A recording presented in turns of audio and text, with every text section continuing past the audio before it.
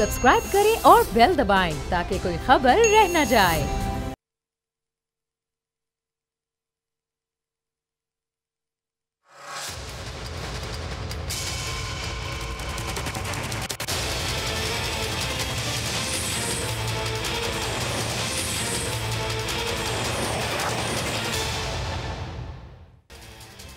अस्सलाम वालेकुम, आप देख रहे हैं प्रोग्राम बस बहुत हो गया। मैं हूं अरबाब जहांगीर। खोदा पहाड़ निकला चूहा। पीडीएम के 7 घंटे के तवील इजलास में कोई एक हतमी फैसला नहीं हो सका। फैसला होना था कि स्पीकर को इस्तीफे कब जमा करवाएंगे, मगर कोई फैसला ना हो सका।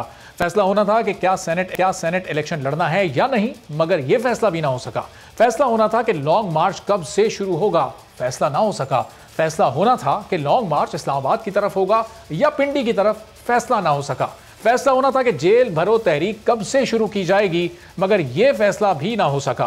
फैसला यह होना था कि इमरान खान को घर कैसे भेजना है, मगर कोई हतमी फैसला ना हो सका। तो फिर ये इतना तवील तरीन इजलास करने की वजह क्या थी? कि 7 घंटे में सिर्फ यह तय करना था कि ज़िमनी इलेक्शन लड़ना है और 19 जनवरी को इलेक्शन कमीशन के सामने मुजाहरा करना है। इस्तीफों और लॉन्ग मार्च की बातें तो पहले भी सैकड़ों बार की जा चुकी हैं। आज भी उन्हीं बातों को मुख्तलिफ अल्फाज के साथ दोहराया गया। माजी में कई बार बताई हुई बात को मौलाना ने आज एक बार फिर बताया कि आज मुल्क के तमाम बहरानों की जिम्मेदार मौजूदा हुकूमत है। इमरान खान सिर्फ एक मोहरा है और कोई और है, और वो जिम्मेदार कौन है मौलाना ने आज साफ लफ्जों में बता दिया। जरा आप भी सुनिए क्या कहा मौलाना ने। तो मौलाना साहब को अपनी प्रेस कॉन्फ्रेंस में बताने तो पीडीएम के फैसले थे, लेकिन पूरी प्रेस कॉन्फ्रेंस में इदारों पर तनकीद ही करते रहे। फौज के बाद नैब के ऊपर आए, कहा कि नैब को एहतसाब का इदारा नहीं समझते, उसके खिलाफ भी एहतजाज करेंगे। नैब का एहतसाब नहीं बल्कि इंतकाम है। ख्वाजा आसिफ की गिरफ्तारी को नजरअंदाज नहीं कर सकते। नैब पर तनकीद करते हुए मौलाना ने क्या कहा, यह भी सुन लीजिए। तो बिलावल भुट्टो तो इस प्रेस कॉन्फ्रेंस में मौजूद नहीं थे और मौलाना मरियम को ज्यादा मौका देने के मूड में नहीं थे। पूरी प्रेस कॉन्फ्रेंस में मरियम नवाज को सिर्फ चंद ही जुमले बोलने का मौका मिल सका, और उन चंद जुमलों में से भी एक जुमला आप मुलाहिजा करें। पीडीएम के इस तवील इजलास के बाद क्या कन्फ्यूजन में कमी हुई है या ये कन्फ्यूजन मजीद बढ़ गई है, इस पूरी सूरत-ए-हाल पर गुफ्तगू करते हैं। लतीफ़ खोसा साहब पाकिस्तान पीपल्स पार्टी के सीनियर रहनुमा हमारे साथ मौजूद हैं। पाकिस्तान तहरीक इंसाफ से शानदाना गुलजार साहिबा भी हमारे साथ मौजूद हैं। खोसा साहब, प्रोग्राम में आपको वेलकम करते हैं, लेकिन आज उम्मीद ये की जा रही थी जब पीडीएम का ये इजलास खत्म होगा, प्रेस कॉन्फ्रेंस होगी, तो सब पाकिस्तानी कौम के सामने बिल्कुल क्लियर हो जाएगा पीडीएम की आगे क्या स्ट्रेटजी है, किस दिन से लॉन्ग मार्च का आगाज़ होगा, कब इस्तीफे स्पीकर असेंबली के पास जमा होंगे, कब सेनेट इंतखाबात में हिस्सा लेना है या नहीं लेना, इस बारे में कोई क्लियर मौक़िफ़ आएगा। लेकिन तमाम बातें मुबहम रह गई इस इजलास से पहले और बाद की सूरत-ए-हाल में। कोई फ़र्क आपको नज़र आ रहा है? देखिए, आपने खुद ही सुनाया है, जो पीडीएम के सरबराह हैं मौलाना फजलुर रहमान साहब के, आपने अपने इसमें इंट्रो में आपने बड़ा वाज़ेह सुनाया है। मेरे ख्याल में अब तो कोई गुंजाइश नहीं है कि जो सेलेक्टर्स हैं वो अपना हाथ उठा लें, क्योंकि यकीनन हम चाहते हैं कि हमारी फौज गैर मुतनाज़ा हो, हमारे इदारे आइन और कानून के दायरा अख्तियार, दायरा हदूद में रहते हुए काम करें। जमहूरियत तभी जो है फले फूलेगी, रियासत तभी तरक्की करेगी, अवाम की खुशहाली उसी से जो है मरबूत है कि तमाम इदारे अपने अपने हदूदों के युद्ध में रहें। और ये पैगाम मेरे ख्याल में बड़ा वाज़ेह तौर पर गया है कि किसको क्या क्या करना चाहिए। तो मेरे ख्याल में तो अगर कोई इबाहम था तो वो भी इससे ख़त्म हो गया। बाकी रहा ये बयानिया में कोई ऐसी तब्दीली नहीं आई है। देखें, सेनेट का इलेक्शन आप पहला देख लें जो पीडीएम का हुआ था, जिसमें चार्टर बना था, उसमें कभी ये नहीं था कि हम कोई अगर इलेक्शन होगा तो उससे हम राय फरार लेंगे या हम फ्री हैंड दे देंगे पीटीआई को।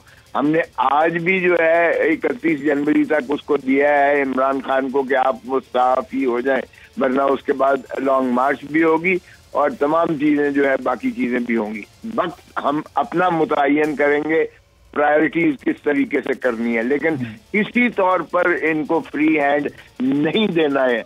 हम 1985 का हमारे लिए बहुत बड़ा जो है सबक हमारा तारीख का है कि हम इनको बिल्कुल बाइकआउट नहीं करेंगे किसी अमल का। जो जिस इदारे को जो करना है, अब जो तजावीज़ थी वो तो मौलाना साहब ने बता दी, तजावीज़ कह लें, वार्निंग कह लें, धमकी कह लें, लेकिन जो खुद पीडीएम ने करना था वो क्लियर नहीं बताया ना, कब क्या करना है। यही तो आज के इजलास में तय होना था। लॉन्ग मार्च का आगाज़ कब से होना है, कौम तो ये सुनने की मुंतज़िर थी, कोई तारीख नहीं है। सेनेट इंतखाबात लड़ने या नहीं लड़ने, कोई क्लियर फैसला सुनने की कौम मुंतज़िर थी, कोई हतमी फैसला नहीं है। पीपल्स पार्टी तो अपने स्टांस में शायद क्लियर है कि आपको इंतखाब लड़ने हैं, लेकिन शायद बिलावल साहब इन दोनों बड़ी जमातों को कायल नहीं कर सके। नहीं, देखें, बिलावल साहब ने कायल कर लिया। आपने कह दिया कि हम ये बाई इलेक्शन लड़ेंगे, इसलिए कोई ऐसा इबाम नहीं है। अभी सेनेट में वक्त है, अभी सेनेट में वक्त है और हमारा मौक़िफ़ जो है बड़ा वाज़ेह है। हमने 7 घंटे जो है सीईसी की जो कराची में हमने नशिस्त की और मैं भी उसका हिस्सा हूँ, तो हमारा कंसेंसस था इस बात पर कि देखें, अगर हुकूमत इससे ढिठाई से जो है अपनी मजीद अपने आप को ख्वार करने पर तुली हुई है, क्योंकि हुकूमत का कोई विजन नहीं है, कोई रोड मैप नहीं है, कोई ऐसी जो है अवाम को सहूलत देना तो दरकिनार, उनको महंगाई की सुनामी में डबोती चली जा रही है। हम अवाम की आवाज़ बन के हम आगे जा रहे हैं और इंशाअल्लाह इसको मंतकी नतीजे तक पहुंचाएंगे। लेकिन जब तक ये हुकूमत नहीं जाती, इस दौरानिए में जो भी इलेक्शन आते हैं, चाहे वो सेनेट का आए, चाहे वो बाई इलेक्शन आए, हमें बिल्कुल उसमें हिस्सा लेना चाहिए। और हम अगर मुत्तफ़िका तौर पर हिस्सा लें तो हम उसको शिकस्त दे सकते हैं और हम उसको जो है पीटीआई की अक्सरियत हम सेनेट में भी रोक सकते हैं। सही। तो खोजा अपने इस मौके पर बिलावल साहब ने फिर कन्विंस कैसे किया? आज वो फिजिकली तो मौजूद नहीं थे, वीडियो लिंक से उन्होंने खिताब किया, तो क्या पीडीएम को उन्होंने बताया कि अगर आप हमारी ये बात नहीं मानते तो हम आगे चलकर अलहदा भी हो सकते हैं या हम तो सेनेट इंतखाबात लड़ेंगे, ऐसी कोई बात हुई? देखिए, अलहदा का कोई सवाल ही पैदा नहीं होता है। हम सारे मुत्तहिद रहेंगे।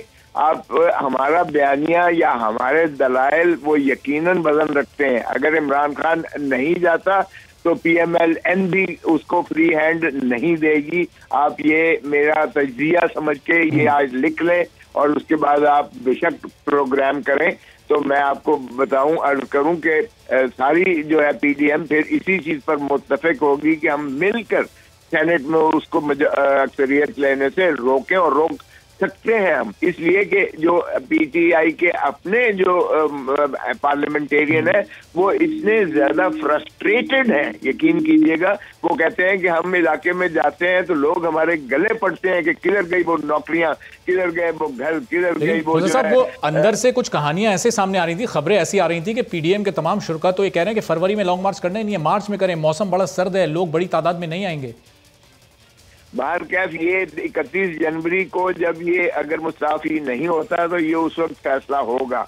इसलिए इसमें कोई ऐसी चीज नहीं है कि हमने उससे जो है किनारा कशी की है या उससे वक्त की आगे पीछे हो सकता है, लेकिन ये मंतकी नतीजे तक पहुंचने तक पीडीएम यकीनन कायम और दायम रहेगी। इसलिए किसी को गलत फहमी या खुशफहमी नहीं होनी चाहिए। बाकी हुकूमत का रहा, देखें, हुकूमत अपनी नाकामी की तो बात करती नहीं है। हुकूमत ने कौन सी अवाम को सहूलत दी है? महंगाई क्या कम हो गई है? क्या कारोबार खुल गए हैं? क्या लोगों को रोजगार मिल गए हैं? क्या आटा सस्ता हो गया है? चीनी सस्ती हो गई है? बिजली सस्ती हो गई है? तेल सस्ता हो गया है? अरे बाबा, सांस लेना इस मुल्क में मुश्किल हो गया है। तो पीटीआई तो यही इसी फिक्र पड़ी हुई है उनको हर वक्त, पूरे का पूरा उनका। चलें खोजा साहब, ये तहरीके अदम एतमाद वाला जो मामला, उस पर जो बात हुई है, इस पर मैं आपसे जरा सवाल करता हूँ, साथ ही रहिएगा। शानदाना गुलजार साहिबा आपकी रहनुमा, जरा उनको भी शामिल कर लेते हैं। शानदाना साहिबा, अब ये पीपल्स पार्टी तो सेनेट और ज़िमनी इलेक्शन दोनों लड़ना चाहती है। आज हमने देखा कि मौलाना साहब भी वही बात कर रहे हैं, तो पीपल्स पार्टी के इस अमल से आप क्या समझती हैं? क्या हुकूमत अपने आप को मजबूत होता महसूस कर रही है या फिर पीडीएम की कमज़ोरी इसको कहा जा सकता है कि एक अलग राह पर पीपल्स पार्टी ने कायल कर लिया है पूरी पीडीएम को? तो क्या हुकूमत का क्या मौक़िफ़ है इस पर?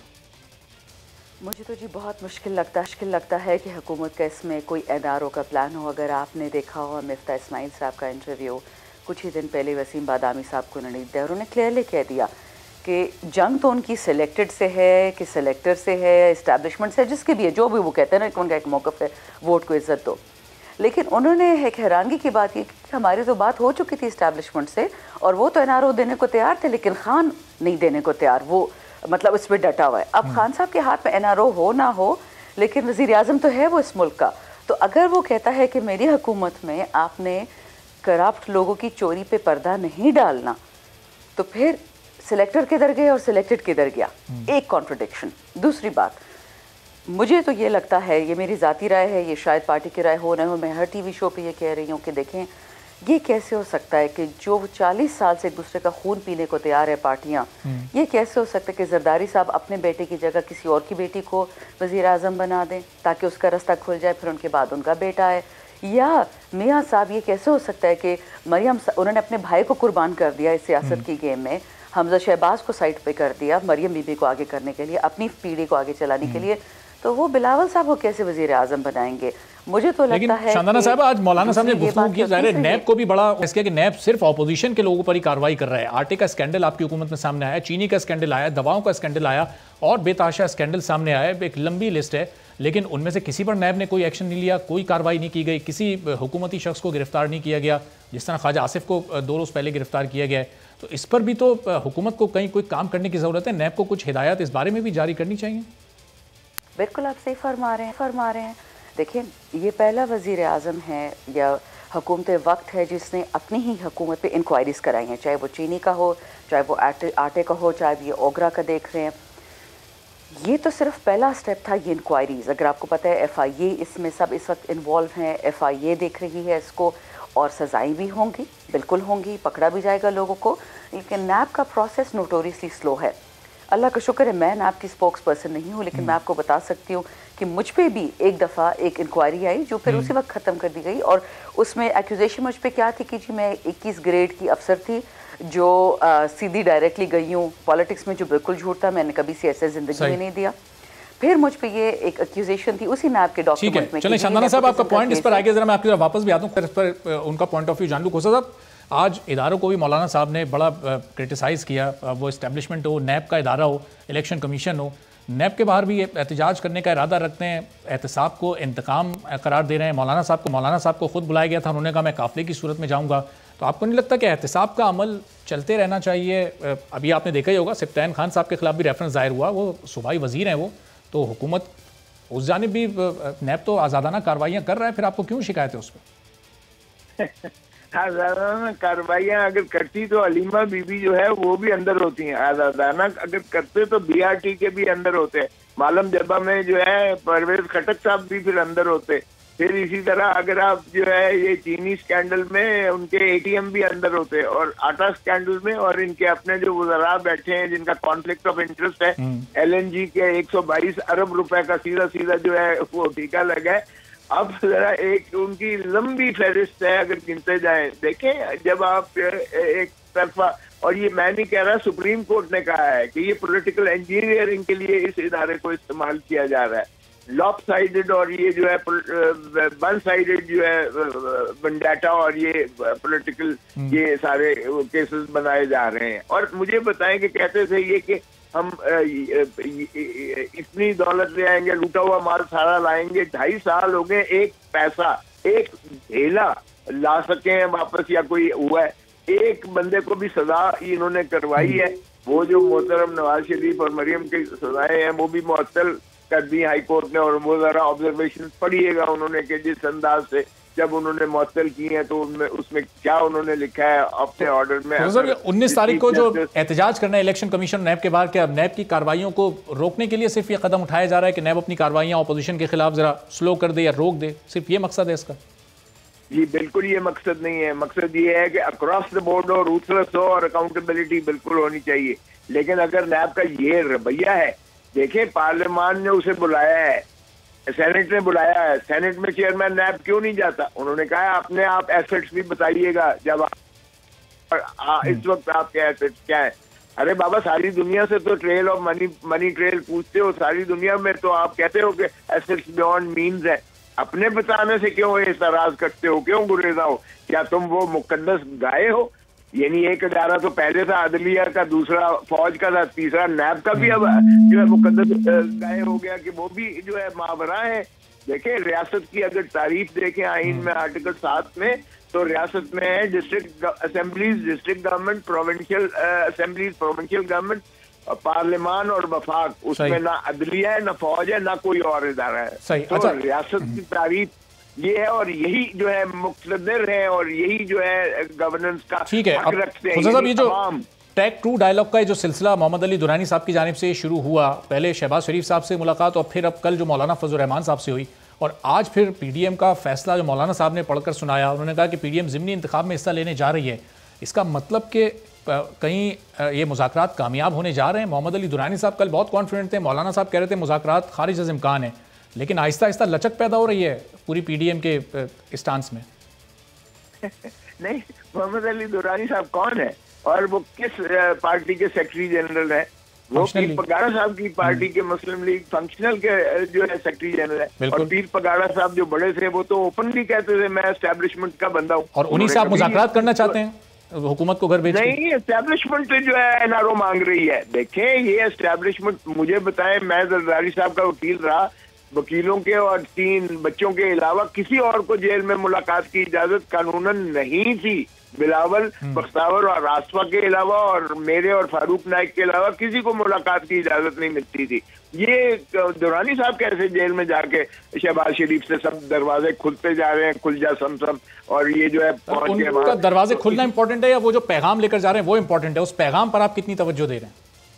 पैगाम ही की बात कर रहा हूँ, दरवाजे खुलने की बात नहीं है। मेरा मतलब है किसका पैगाम लेके गए हैं, बताए ना। पार्टी कायद का तो बता चुके, मेरे इसी प्रोग्राम में बता चुके अपने पार्टी कायद का। देखिए, हमने तो बड़ा वाज़ेह कह दिया कोई बात नहीं होगी, इमरान खान से कोई बात नहीं होगी, ये मुस्ताफी हो इस हुकूमत से कोई बात नहीं होगी। अच्छा। ये तो बड़ा वाज़ेह है।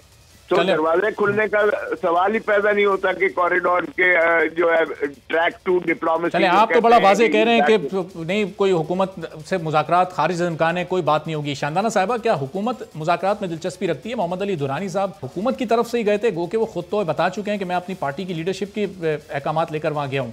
तो क्या हुकूमत के क्या स्टैंड है इस पर? क्या आप लोग मुज़ाकरात के हामी हैं?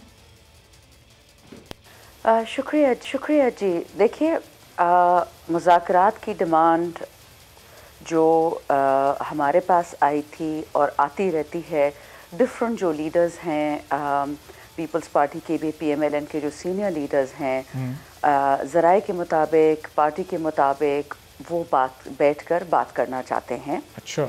अगर आपको याद है, मियां शहबाज शरीफ साहब भी हमेशा से ग्रैंड डायलॉग, एक नेशनल डायलॉग की बात करते हैं। जो PDM की तरफ से एक डिमांड आती है कि लॉजिकली अगर इसको देखा जाए कि जी वज़ीर आज़म इस्तीफ़ा दे, तो वो तो इस्तीफ़ा उनकी देने की कोई तुक नहीं बनती। कल गैलप पोल में आया, गैलप पाकिस्तान का पोल आया कि 60% पाकिस्तानी डिस्पाइट ये कि महंगाई है और मसले हैं, इन्फ्लेशन है, उसके बावजूद, लेकिन शानदाना साहब, हुकूमत आप कह रही है कि मुज़ाकरात करना चाहती है। अब एक तरफ की बात कर रही है, आवाम की आवाज़ नहीं है, और दूसरी तरफ ख्वाजा आसिफ साहब को जिस तरह गिरफ्तार अभी किया गया है, तो फिर इस तरह की गिरफ्तारियों से, ऐसी कार्रवाइयों से जो मुज़ाकराती अमल आप अगर शुरू करना चाहते हैं तो वो डिस्टर्ब नहीं हो जाएगा? अगर नैब वाकई आज़ाद है तो फिर उसने इस साल में, ये तो खैर पहली अरेस्ट होगी, आज नया साल है, लेकिन 2 हफ्ते की रिमांड उनकी दे दी गई इस केस में। और अगर आपने कल प्रेस कॉन्फ्रेंस देखी होगी शाह महमूद साहब की, बाबर रवान साहब की, शिबली फराज साहब की, कि अगर वो मनी ट्रेल या जो पेपर ट्रेल मांग रहा था ख्वाजा आसिफ साहब से, पिछले साल से उनसे मांगी जा रही, वो नहीं दे रहे थे, उसकी कोई वजूहात तो होंगी ना। ये नहीं हो सकता जिस तरह अगर आपका ज़रदारी साहब ने कहा था कि नैब और जमहूरियत नहीं चल सकते। मुझे तो लगता है कि उनका कहने का मतलब ये था कि नैब और जो एक हमारा मुकम्मल की सियासत थी जो चल रही है पिछले 40 साल से, वो नहीं चल सकती। वहाँ तक तो मैं एग्री करती हूँ। लेकिन अगर ये बात है कि जी आप पार्लियामेंटेरियंस के साथ पूछगछ नहीं हो सकती है चोरी के मामलों पे और बड़ी बड़ी चोरियों के मामलों पे। ठीक है, चलें, आप कह रहे हैं कि पूछगछ सबसे होनी चाहिए, क्रॉस दी बोर्ड होनी चाहिए। अब जरा वक्त कम है, तहरीक आदम एतमाद वाले मामले पर भी उनका पॉइंट ऑफ व्यू लेना है। खुदा साहब, तहरीक आदम एतमाद लाने की पीपल्स पार्टी हामी है और आज के इजलास में नून लीग ने उसकी मुखालफत की है, ऐसी खबरें भी आई हैं सामने। नहीं, देखें, तहरीक आदम एतमाद जो है, हमने स्पीकर के खिलाफ जब की थी, सॉरी चेयरमैन सेनेट के खिलाफ की थी, 64 बंदों ने जो है खड़े होकर उसके अदम एतमाद की तहरीक पेश की थी, और जब वोट देने गए तो 50 निकले, 14 गायब हो गए। मुझे बताएं कि ये PTI की हुकूमत ने क्या जुर्लू फेरा था या उनके जो सेलेक्टर्स हैं उन्होंने क्या जुगलू फेरा था, या क्या उन्होंने खरीदो फरोख्त जो है हॉर्स ट्रेडिंग की थी कि 14 बंदे जो है बीच में से उसके बाद गायब हो गए। ये तो आप अपने मेंबरान से पूछे ना, अपने अरकान से, उन्होंने नहीं बताया कि ये ओपन जो है वोटिंग होनी चाहिए और बाय शो ऑफ हैंड होनी चाहिए, ताकि इनकी तरफ से जो इनके साथ होने जा रहा है इलेक्शंस में जो अदम एतमाद की अगर तहरीक मूव होती है तो वो ना हो सके, क्योंकि उस पर डिफेक्शन क्लॉज लागू हो जाएगी, वरना आइडेंटिफाई करना मुमकिन नहीं होता। तो इसलिए अदम एतमाद की तहरीक में जब हुकूमत बैठी होती है और फिर जिस तरह ये कहते हैं कि हमारे साथ है ऑन वन पेज है जो भी इनके सेलेक्टर्स हैं, तो फिर सेलेक्टी जो है और सेलेक्टर्स अगर एक ही पेज पर हो तो फिर कौन सी मुझे बताएं कि नो कॉन्फिडेंस मूव जो है वो कामयाब हो सकती है। लेकिन सवाल ये था कि पीडीएम इस नुक्ते पर एक पेज पर है या इसमें भी इख्तलाफ है? नून लीग कुछ और कह रही है, मौलाना साहब कुछ और कह रहे हैं, पीपल्स पार्टी चाहती है कि अदम एतमाद हो जाए। नहीं, देखिए अदम एतमाद हम स्पीकर के खिलाफ की बात कर रहे थे, स्पीकर जो है कैसर के खिलाफ। देखें हम फेजेस वाइज चलना चाहते हैं, फेज वाइज चलना चाहते हैं, वहां पता चल जाएगा कि अदम एतमाद जो है किस हद तक उस पर जो है इंटरफेरेंस होती है, जो भी है आउटसाइड फोर्सेस है वो किस तरह से उसको सबोटाज करती हैं, किस तरह से उसको जो है वो ऑब्स्ट्रक्ट करती हैं या क्या होता है, ताकि फिर आगे जो है। देखिए हमने इनको सांस नहीं लेने देना, सीधी सी बात है, इन्होंने अवाम का सांस बंद कर दिया है, हम इनका सांस बंद करेंगे। और ये हो नहीं सकता है कि ये हुकूमत और पाकिस्तान या नैब और पाकिस्तान जो है वो एक इकट्ठे चल सकें। इनका जाना और नैब का खत्म होना ही पाकिस्तान की बका और रियासत की बका है, और जमहूरियत तो दूर की बात करते हैं। बहुत शुक्रिया लतीफ खोसा साहब, पाकिस्तान पीपल्स पार्टी के सीनियर रहनुमा। गुलजार साहब पाकिस्तान तहरीक इंसाफ की रहनुमा मौजूद थी। खोसा साहब ये कह रहे थे कि नैब और इस हुकूमत को नहीं चलने देंगे, जल्द ही नैब को भी खत्म करना होगा और इस हुकूमत को भी घर जाना होगा। अभी एक ब्रेक लेते हैं, ब्रेक के बाद जब वापस आएंगे तो सीनियर तज्जियाकार और या मकबूल जान साहब हमारे साथ मौजूद होंगे। पिछले साल में क्या कुछ हुआ सियासी मैदान में और अगले साल पाकिस्तान की सियासत कहाँ जा सकती है, पीडीएम की तहरीक का मुस्तकबिल वो क्या देख रहे हैं, उनसे जानेंगे एक ब्रेक के बाद।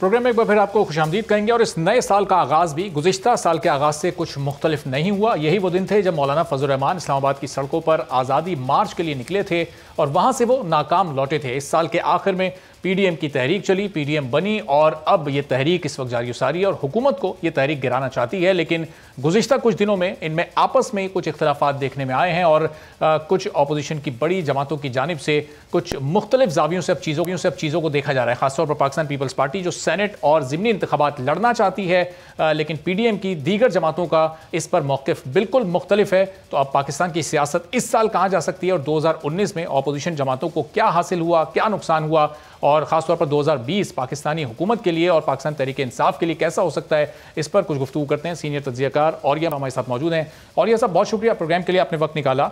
और ये सब पीडीएम का पहला मरला भी गुज़िश्ता साल के आखिरी महीने दिसंबर में ही ख़त्म हुआ है, वो कितना कामयाब रहा?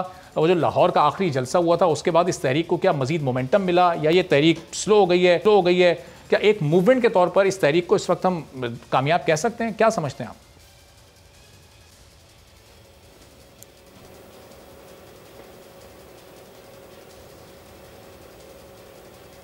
मेरा ख्याल है कि जो लाहौर का जलसा था वो मेरा ख्याल है आखिरी शो था और उस शो के बाद मरियम ने जिस तरह की उम्मीदें वाबस्ता कर ली थी इस सारे क्राउड से और जिस तरह की मुख्तलिफ़ किस्म के लोगों ने एंकर पर्सनस ने मीडिया ने उनके साथ वाबस्ता कर ली थी, वो सारी की सारी ख़त्म हो गई। उसमें एक सबसे अहम तरीन चीज़ जो मरियम के बारे में समझा जाता था कि वो एक क्राउड पुलर हैं, यानी वो लोगों को अपने इर्द गिर्द इकट्ठा कर लेती हैं। तो अगर वहाँ से 11 पार्टियों के उस बहुत बड़े हजूम में से JUI के लोग निकाल दिए जाएँ, पीपल्स पार्टी के लोग भी निकाल दिए जाएँ, बाकी लोग निकाल दिए जाएँ, तो फिर तो मरियम अकेली जो है वो तो क्राउड पुलर नहीं रहती, फिर तो वो जलसा बहुत ही छोटा और बहुत मुख्तसर सा हो जाता है।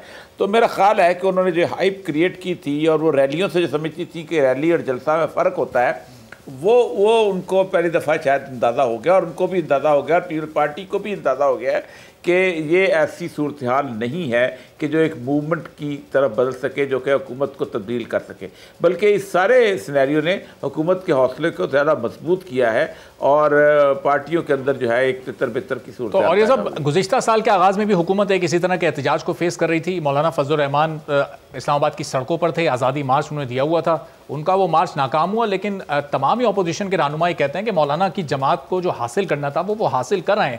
तो इस नाकामी के बाद क्या हासिल किया है मौलाना फजलुर रहमान ने? क्या आप समझते हैं कुछ हासिल कर पाए वो? देखिए, पहली दफ़ा मौलाना फजलुर रहमान साहब को नवाज शरीफ साहब ने कायल किया था कि आप कुछ करें, और उन्होंने बाकायदा उसके ऊपर बाकायदा अपने लोगों को इकट्ठा किया। बाकायदा बलूचिस्तान से लोग आए, बाकायदा सिंध से लोग आए और बहुत जगह से लोग आए और वो वहाँ पर पहुँचे।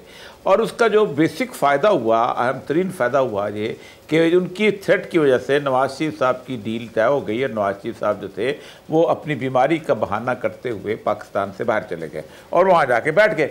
अगली डील जो थी वो उसके साथ होनी थी, मरीम नवाज़ के बाहर जाना था, लेकिन इमरान खान साहब चूँकि बीच में आ गए और उन्होंने ना किया तो वो डील जो है उसका मुकम्मल तौर पर पूरा फ़ायदा ना उठाया जा सका। चलिए, और ये सब वो डील्स तो कामयाब नहीं हो सकी, लेकिन अब हुकूमत जी क्या मियाँ नवाज शरीफ को वापस लाने में अभी हुकूमत कामयाब होगी? जिस तरह उनका पासपोर्ट अब ये कैंसिल करने जा रहे हैं, तो उसके बाद क्या बरतानिया को डिपोर्ट करना पड़ेगा मियाँ साहब को? कानूनी तौर पर क्या मियाँ साहब किसी मुश्किल में आ सकते हैं? क्या समझते हैं आप इस बारे में? नहीं, डिपोर्ट तो नहीं कर सकता। डिपोर्ट का मसला है तो ट्रैवल टाइम का मसला होता है। ट्रैवल तो जाहिर बात है वो वहाँ, बल्कि उनके लिए मज़ीद आसानी पैदा हो जाएगी। अच्छा। क्योंकि वो जाके एम्बेसी में अप्लाई करेंगे कि मेरा पासपोर्ट जो है वो एक्सपायर हो गया, मुझे पासपोर्ट जारी किया जाए। पासपोर्ट वो तो अगर आप उसका उनका पासपोर्ट ख़त्म करते हैं तो एक बहुत बड़ा रीज़न बन जाएगा। साहब लंदन में बैठकर भी तो इलाज नहीं करा रहे ना, वो वहाँ बैठकर सियासत कर रहे हैं, तो क्या उनको वापस आना चाहिए? यूं कर लें कि क्या वो वापस आएंगे? क्या समझते हैं आप, वापस आ जाएंगे वो जल्दी? नहीं, पहली बात तो यह है कि बीमारी का इलाज अगर होना होता तो 1 साल हो गया उनका गए हुए, उसके किसी डॉक्टर के पास गए होते, किसी अस्पताल में गए होते, कोई ऑपरेशन की डेट आई हुई थी, कोई शेड्यूल तय हुआ था, वो वहाँ पर आराम करने गए थे और अपने तौर पे उसको वहाँ से सेफ हेवन में गए थे, और वापस आना होता तो इस तरह जाते ही ना कभी। तो अब चलें और ये सब जरा पीडीएम पर ही वापस आ जाते हैं। ये पीडीएम और उसकी लीडरशिप खासतौर पर उसके सरबरा मौलाना साहब चाहते क्या हैं? कल मोहम्मद अली दुरानी साहब से उनकी मुलाकात हुई है, अब क्या वो मुलाकात और फिर जो शहबाज शरीफ साहब से दुरानी साहब की मुलाकात हुई थी कोई असर डाल सकती है पीडीएम की इस तहरीक पर? क्या आपको लगता है? देखिए, पहली बात तो यह है कि मौलाना फजलुर रहमान किसी न किसी हद तक अब फेस सेविंग चाहते हैं। अच्छा। क्योंकि ज़ाहिर बात है जिस वक्त वो वहाँ पहुँचे थे तो अपना इस्लामाबाद में आपको याद होगा कि वो खुद चौधरी ज़हुरुल्लाह और चौधरी शुजात वगैरह से मिलने के लिए चले गए थे, वहाँ पर उनके घर गए थे, वहाँ से दलने से उठ के गए थे, और वो चाहते थे कि उन्हें कोई ना कोई रास्ता मिले ताकि वो इज्जत से वापस हो सके।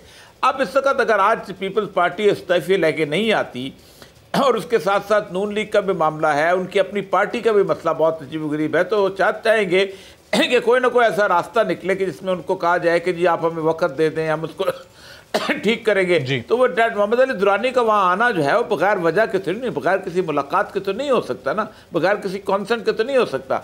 नॉर्मली जब इस किस्म की मूवमेंट चलती हैं तो उस वक्त आपको पता होना चाहिए कि इस तरह की मुलाकातें जो हैं वो मूवमेंट के लिए ख़तरनाक होती हैं। मतलब आपको याद होगा कि 77 में जब मूवमेंट चल रही थी तो एक सेक्रेटरी जनरल PNA के होते थे बाजवा साहब, रफ़ीक बाजवा साहब, उन्होंने जुल्फ़िकार अली भुट्टो से मुलाकात कर ली थी और पार्टी लोगों ने उनको पार्टी से निकाल दिया था, सेक्रेटरी जनरल के ओहदे से निकाल दिया था। वहाँ प्रोफेसर गफूर आ गए थे क्योंकि समझते थे कि ऐसी सूरत का मुलाकात जो है तहरीक को नुकसान पहुँचाती है। तो इसका मतलब यह है कि अगर मौलाना फजलुर रहमान ने या शहबाज शरीफ ने मुलाकात की है तो इसका मतलब बुनियादी तौर पर यह है कि वो मूवमेंट नहीं चलाना चाहते, वो बुनियादी तौर पर अपनी इज्जत से वापसी चाहते हैं। पीडीएम हुकूमत से तो मुज़ाकरात करना ही नहीं चाहती है, तो इस्टेब्लिशमेंट से मुज़ाकरात करना चाहते हैं। तो क्या इस्टेब्लिशमेंट वाले इनसे कोई बात करेंगे मुस्तकबिल करीब में? ऐसे कोई इम्कानात लग रहे हैं आपको?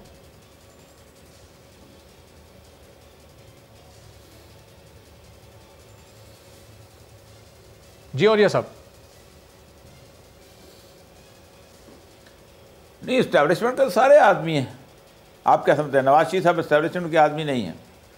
आप क्या समझते हैं पीपल्स पार्टी इस्टेब्लिशमेंट की आदमी नहीं? सब इस्टेब्लिशमेंट किया। किसने कहा कि इस्टेब्लिशमेंट के नहीं हो? सब इस्टेब्लिशमेंट से बात तो उस वक्त होती है जब बराह रास्त आप GHQ में जाके बैठ के बात करें या बराह आप DGISI से बात करें, और वो बात करने की ना किसी, आप मुझे बताइए क्या बात करेंगे इस्टेब्लिशमेंट से? ये करेंगे कि आप जनाब इलेक्शन में धांधली करते हो, वो मानेंगे आपकी धांधली? किस कानून के तहत करते हैं? आपके पास कोई रास्ता ही नहीं है। आप मुझे बताइए कि क्या कोई इख्तियारात मिले हुए हैं जिनको ख़त्म करना है उनसे? कोई इख्तियारात नहीं मिले। क्या वो आईनी जिम्मेदारी है उनकी कि वो मुदाखलत करते हैं? नहीं है जिम्मेदारी। वजह है आपने एक इल्ज़ाम लगा दिया कि मुदाखलत करते हैं, और मुदाखलत कैसे करते हैं? क्या वो इलेक्शन से जाके पोलिंग स्टेशन पे खड़े हो जाते हैं? नहीं, आपके ही MNA MPs जो हैं उनके दरवाज़ों पे खड़े होते हैं और इधर से उधर, उधर से उधर, उधर से उधर जाते रहते हैं और उनकी सपोर्ट हासिल करते रहते हैं। तो पहले तो आप अपना घर ठीक करें और उसके बाद उनसे एस्टैब्लिशमेंट से बात करें। आपका घर ठीक हो जाए, आपके MNA MPs को कोई डरा ना सके, उनको कोई टेलीफोन कॉल करके ये ना कह सके खबरदार इस पार्टी में जाओ, तो आपकी एस्टैब्लिशमेंट का मामला खत्म हो जाता है। इस तहरीक का जब आगाज हुआ 20 सितंबर को APC से, वो APC पीपल्स पार्टी ने होस्ट की, उन्होंने सारी जमातों को गैदर किया और उन्हीं पर शुरू से सवालात उठ रहे थे मुख्तलिफ तज्जियाकारों की जानिब से कि वो इस्तीफे नहीं देंगे, वो इलेक्शन भी लड़ेंगे, और अब वो बिल्कुल वैसा ही करने जा रहे हैं। बज़ाहिर यही लग रहा है कि वो सेनेट और ज़िमनी इंतखाब लड़ना चाहते हैं, उनका फैसला भी यही है।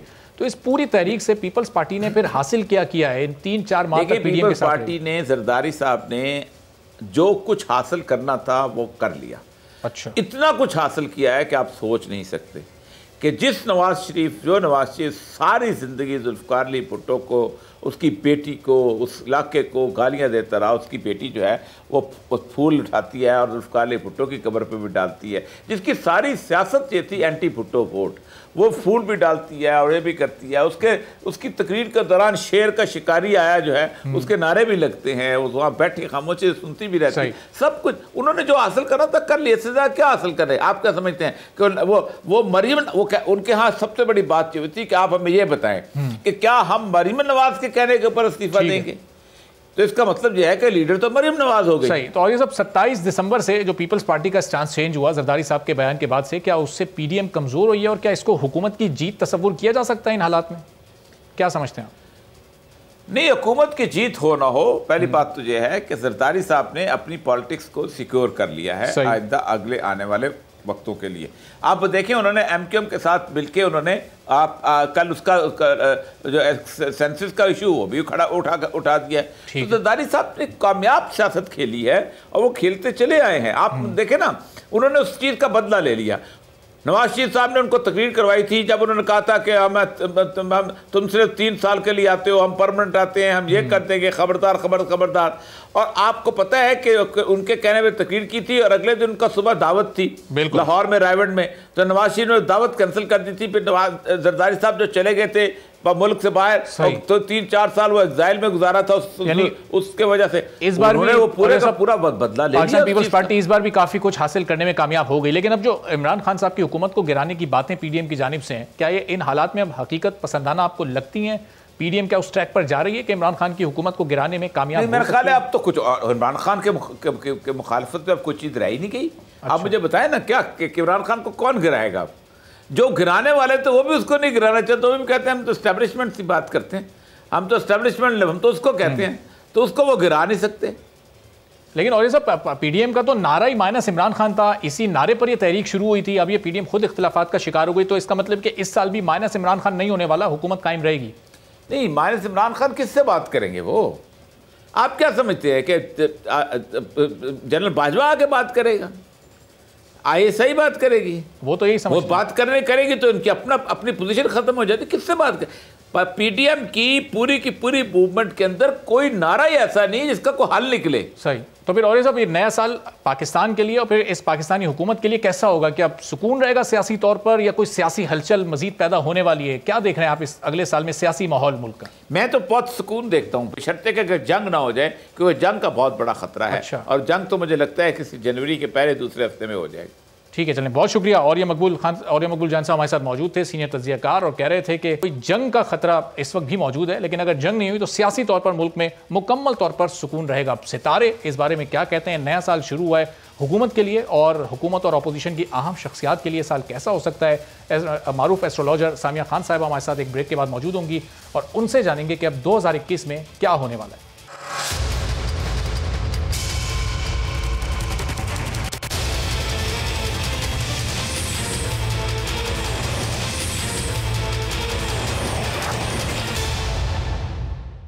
प्रोग्राम में एक बार फिर आपको खुशामदीद कहते हैं। साल 2020 का जब आगाज हुआ था तो किसी ने नहीं सोचा था कि ये साल इतना खौफनाक साबित होगा कि आधे से ज्यादा दुनिया एक ही मौके पर बंद होगी और लाखों और करोड़ों की तादाद में लोग अपनी जानों से भी जाएंगे। लेकिन बिलाखिर ये साल गुजर गया, 2021 का अब आगाज हो गया और सितारों की रोशनी में अब 2021 में क्या रिलीफ मिल सकता है, क्या कोरोना की वैक्सीन दरियाफ्त हो सकती है, सितारे इस साल के बारे में क्या बताते हैं। पाकिस्तान में जो इस वक्त सियासी बहरान एक पैदा हुआ है, हुकूमत के खिलाफ एक तहरीक चल रही है, उसका मुस्तकबिल क्या होगा और क्या कश्मीर के लोगों को भारत के जुल्म और जबर से कोई रिलीफ इस साल मिल सकेगा, इस बारे में गुफ्तगू करते हैं, कुछ पेशगोइयाँ हासिल करने की कोशिश करेंगे। सामिया खान साहिबा, मारूफ एस्ट्रोलॉजर, हमारे साथ मौजूद हैं।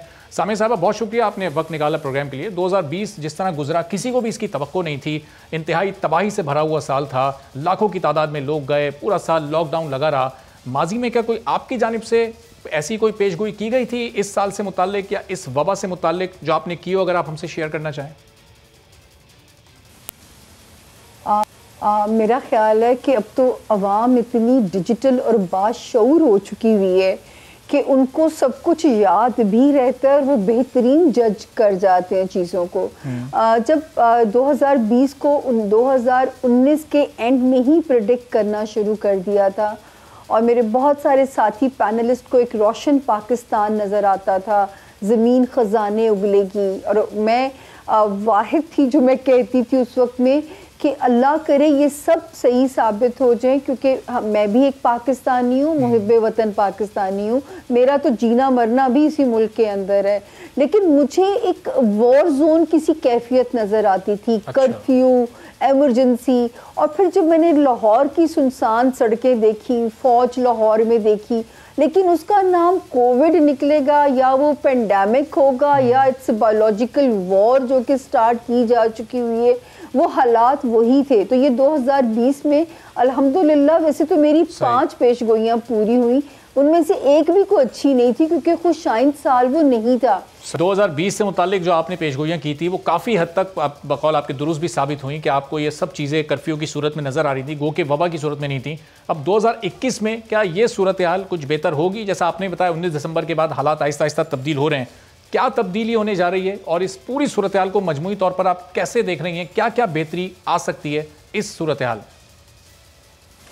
अच्छा जी, 2021 वाला जो साल है ये 21 दिसंबर 2020 से इसकी बिगिनिंग हो गई है, क्योंकि 2 सितारों का कंजक्शन हुआ है, सैटर्न और जुपिटर का, जो कि दोनों एक 27 साल के बाद आया है और एक 12 साल के बाद आया है। पाकिस्तान की गाड़ी 2009 से पटरी से उतरी थी और 2021 में बैक ऑन ट्रैक होने जा रही है। अच्छा। तो मेरे रब ने चाहा, जहां इकॉनमी बेहतर होगी, पाकिस्तान में डिजिटल तरक्कियां बहुत होंगी, पाकिस्तान में बैरूनी सरमायाकारी आने से लोगों को रोज़गार मिलेगा तो इकॉनमी को सरवाइव करेगी। जबकि 19 और 20 में मैं एक ही बात कहती थी कि इकॉनमी के लिए दुआ करें कि मुल्क खड़ा रहने के काबिल रह जाए। तो इंशाल्लाह 2021 में जो कहते हैं ना, बाकी मैं लोगों के लिए भी ये लाइन बोलना चाहती हूँ कि जो 2009 से लेके अब तक आजमाए गए हैं वो कुदरत की तरफ से नवाजे जाएंगे, क्योंकि ये वो तब्दीली है जिसका वादा हुक्मरानों ने नहीं किया, ये वो तब्दीली है जो कुदरत की तरफ से आ रही है ज़मीन पे, और वो लोगों की ज़िंदगियों में भी आएगी, निज़ाम हुकूमत में भी आएगी, सियासतदानों में भी तब्दीलियां आप देखेंगे। ये सचमुच समझ लीजिए, काश खान साहब ने इस साल नारा लगाया होता, ये वो तब्दीली वाला साल होगा, साबित होगा जिसका नारा लगता रहा। सही। अच्छा सामिया साहबा, ज़ाहिर है इमरान खान साहब की इस वक्त हुकूमत है, अभी इस हुकूमत को 2.5 साल हुए, आधा टेन्योर इसका बाकी है और इसके खिलाफ अब एक तहरीक चल पड़ी है, 11 जमातों का वो इत्तेहाद है। अब सितारों की रोशनी में ज़रा बताइएगा, सितारे इस वक्त किसके हक़ में हैं, क्या फ़ैसला दे रहे हैं? ये तहरीक कामयाब होगी या इमरान खान साहब की हुकूमत चलती रहेगी?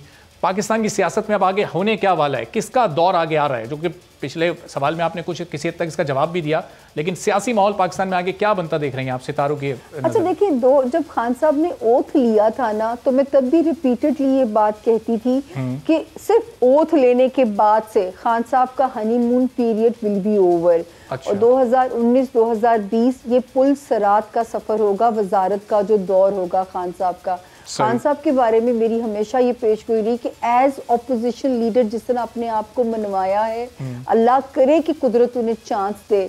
लेकिन उनकी इस दो साला दौरे हुकूमत में 3 ऐसे मकाम आए होंगे जब उन्हें लगा होगा कि वो बिल्कुल बंद गली में खड़े हैं। कौन कौन से? 2021 डिसाइसिव साल है, या आर या पार।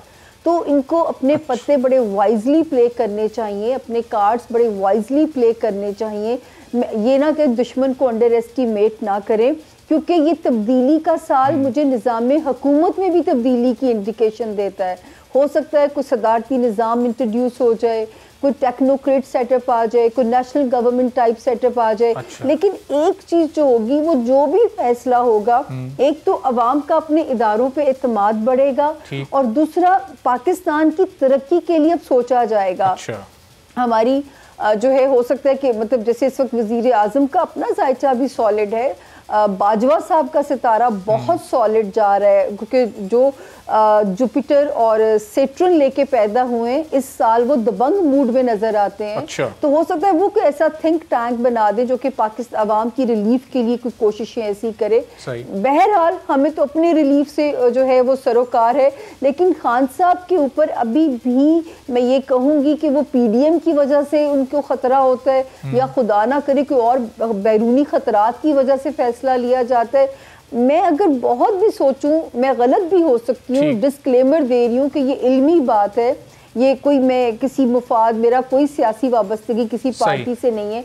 मुझे खान साहब बहर तौर 5 साल पूरे करते नजर नहीं आते। ठीक है सामी साहब, 2020 तो ज़ाहिर पूरी दुनिया के लिए बहुत मुश्किल साल रहा। अब ये 2021 खासतौर पर अगर स्पेसिफिक होकर हम पाकिस्तान में इकॉनमी की बात करें, तो वो कौन कौन से ऐसे शोबे हैं जहां बेहतरी आ सकती है? 2021 उसके लिए बेहतर हो सकता है, क्योंकि ज़ाहिर इस हुकूमत में जो सबसे ज़्यादा तनकीद होती है वो इसकी मौशी पॉलिसियों पर ही होती है कि मईशत का इस वक्त बुरा हाल हो गया, और ये कहते हैं कि इन्हें विरसे में मिली थी।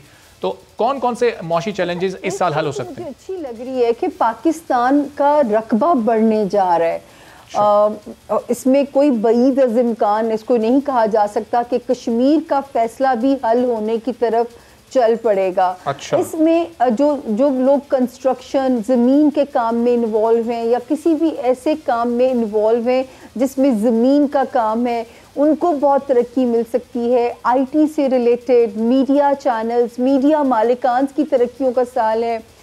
डिजिटल दौर होने जा रहा है, जिस पे मैं बार बार आवाम को मैसेज देती हूँ कि बेशक तरक्की कीजिए, लेकिन अपने इमोशंस को डिजिटल मत कीजिएगा, क्योंकि वो हमारा एक विरसा है। सामी साहब, अभी कश्मीर का आपने जिक्र किया, तो अब 2021 में क्या कश्मीर को रिलीफ मिल पाएगा? क्या वहाँ जो कर्फ्यू की, लॉकडाउन की और भारतीय जुल्म की सूरत हाल है, कुछ बेहतर हो सकेगी? कुछ खुली फिजा में, आज़ादी की फिजा में सांस लेने के इम्कानात उन लोगों के लिए, वहाँ मौजूद लोगों के लिए क्या पैदा हो सकते हैं? 2021 बेहतर मैंने यही बात की ना कि भारत के अंदर बड़ी तोड़फोड़ होने जा रही है, और उसी के नतीजे में कश्मीरियों के रिलीफ तो उन्हें मिलेगा, लेकिन आज़ादी का फैसला भी 21 और 22 के अंदर अंदर ये फैसला भी हो जाएगा, जिससे मुझे उम्मीद है कि अल्लाह पाक ने चाहा तो कश्मीर सचमुच हमारा है।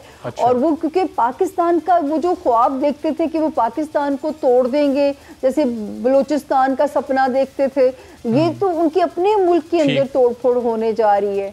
बल्कि अब हमारा तो रकबा बढ़ेगा अल्लाह के हुक्म से। चलें, तो बड़ी अच्छी आपने खबर सुनाई, लेकिन अब ये भी बता दें कि मियां नवाज शरीफ पाकिस्तानी सियासत का एक बड़ा नाम, 3 बार वज़ीर आज़म रह चुके, वो गए थे चंद हफ्तों के लिए इलाज के लिए बरतानिया, फिर हुकूमत ने पूरा साल कोशिश की उनको वापस लाने की, पूरा 2020 गुजर गया, वापस नहीं आए। अब 2021 में उनके सितारे क्या कहते हैं? क्या पाकिस्तान वापस वो आएंगे, हुकूमत लाएगी, खुद आएंगे? क्या सूरत हाल बनती है आपको नजर आ रही है?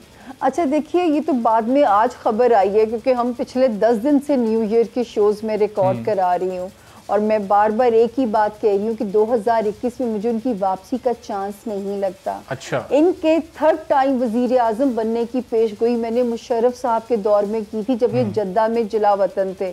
फिर -1 की भी पेशगोई की थी, फिर यहाँ से रिलीफ मिलके बाहर जाने की भी पेशगोई की थी।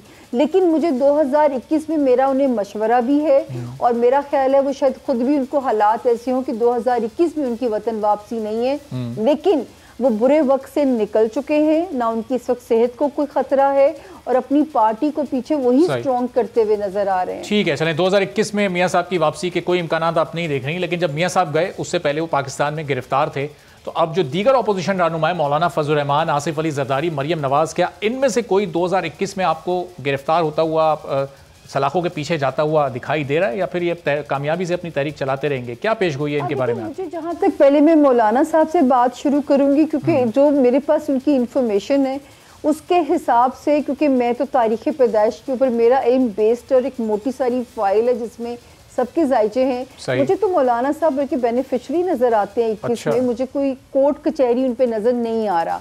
इस मुल्क में 3 या 4 लोग ऐसे हैं जिनका सियासी सितारा इतना स्ट्रॉन्ग है कि वो कोई भी सियासी यू टर्न ले लें, कौन कौन? कुछ भी सियासी गलतियाँ कर लें, उनकी पॉपुलैरिटी कम नहीं होती। जिसमें इमरान खान जो हमारे वज़ीर आज़म है, फिर शेख रशीद साहब, फिर मौलाना फजलुर रहमान और शहबाज शरीफ। अब मैं बात करूंगी शहबाज शरीफ, बल्कि मुझे रिलीज भी होते हुए नजर आते हैं, और 2023 शहबाज शरीफ का साल है। बड़ी ठीक है, चलिए सामिया खान साहब बहुत शुक्रिया, मौजूद थी और मुख्तलिफ पर अपनी पेशगोइयाँ भी कर रही थी। खासतौर पर उन्होंने कहा कि पाकिस्तान का मुस्तकबिल इस 2021 में खासा रोशन है और मईशत के मैदान में पाकिस्तान को बड़ी कामयाबियाँ इस साल मिल सकती हैं। और नया साल शुरू हो गया, अच्छी खबरें आना शुरू हो गई, लेकिन अभी भी हम हुकूमत से उस अच्छी खबर के मुंतज़िर हैं जिसके लिए पिछले कई दिनों से हम एहतजाज कर रहे हैं। चेयरमैन पैमरा सलीम बेग को हटाने का मुतालबा न सिर्फ बोल न्यूज़ की जानिब से, मुख्तलिफ शोबों की जानिब से भी किया जा रहा है। वकील भी ये मुतालबा कर रहे हैं, सिविल सोसाइटी भी ये मुतालबा कर रही है, मुल्क भर के सहाफ़ी भी ये मुतालबा कर रहे हैं। और अब वज़ीर आज़म पाकिस्तान इमरान खान को इस नए साल में इस मुतालबे को भी सीरियस लेना चाहिए और जल्द ही कोई अच्छा फैसला करना चाहिए। इजाज़त दीजिए, अल्लाह हाफ़िज़।